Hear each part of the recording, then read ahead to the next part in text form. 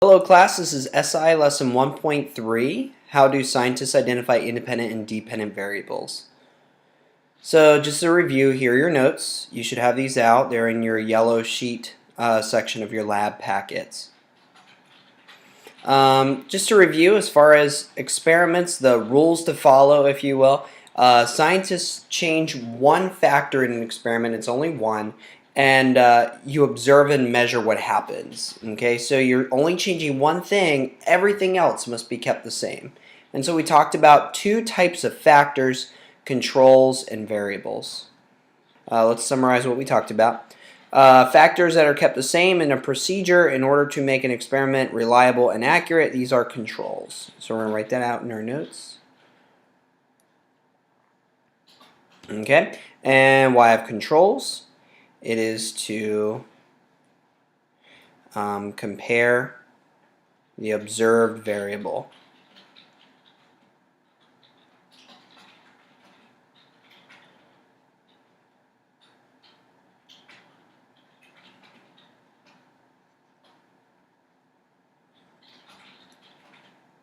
Okay, and it is not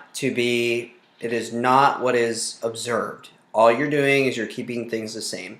Okay, and so we have that, and we talked about variables. These are the factors that can change in an experiment, and it will also affect its outcome. A variable is a factor in an experiment that is changed. Okay, and so we get to our lesson here where there are two types of variables that we have in an experiment.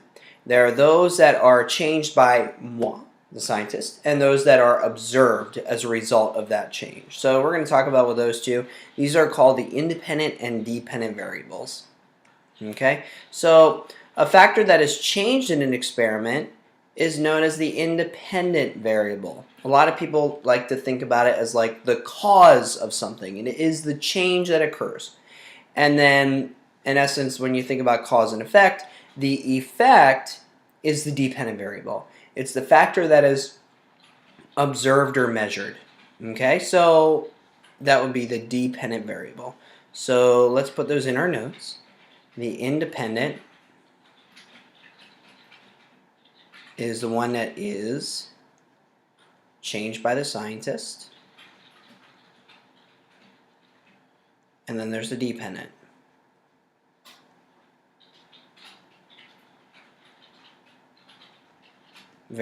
Here's an example of identifying factors, and because it is International Talk Like a Pirate Day on Thursday, our example is, how does the length of the board affect the height a prisoner bounces off the plank? And so we're going to identify some factors in this problem. So let's list some factors here. Some factors that might be affecting the experiment would be the length, obviously, the length of the board.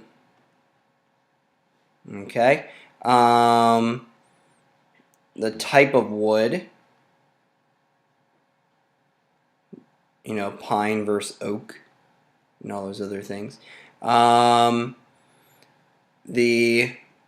it's one piece or many pieces. Another one that you could think about is the weight of the prisoner.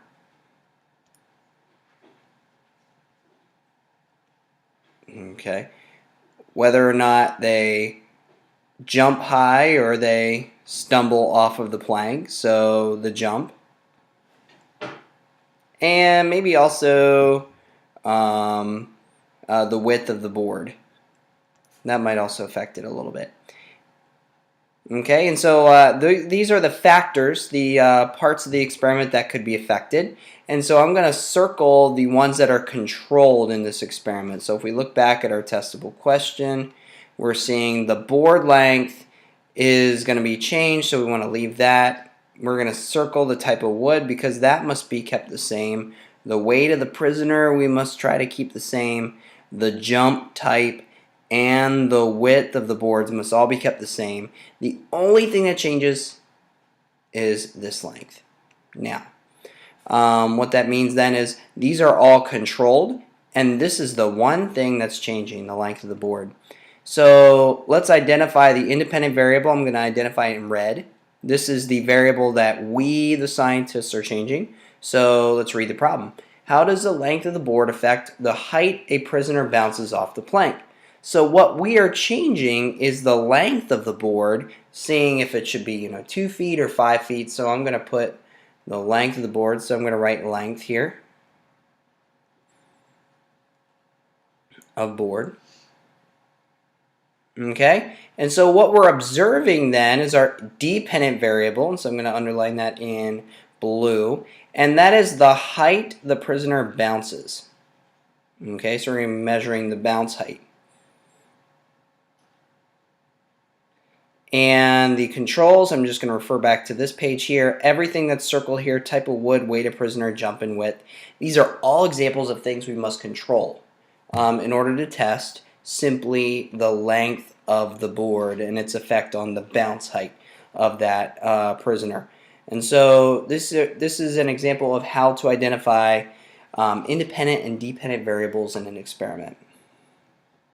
All right, class, you just finished watching SI 1.3a, how to identify independent and dependent variables in a testable question. The big concepts that we talked about were identifying factors. These are the parts that could affect an experiment. And within that, we talked about identifying the independent variable in a question as well as the dependent variable in a question. And so what I'd like for you to do is if you're still unclear with those, you can go back in your notes or you can re-watch this video or until you get that concept. But when you're finished, I'd like for you to complete the SI 1.3a WSQ Google form at the bottom of your page in Moodle. So if you have any questions, you can write that in the question bank, or you need to write a thick question for that. And so you're writing a summary, answering the questions that are in there so that you are showing that you've done it. Thank you very much for watching this video.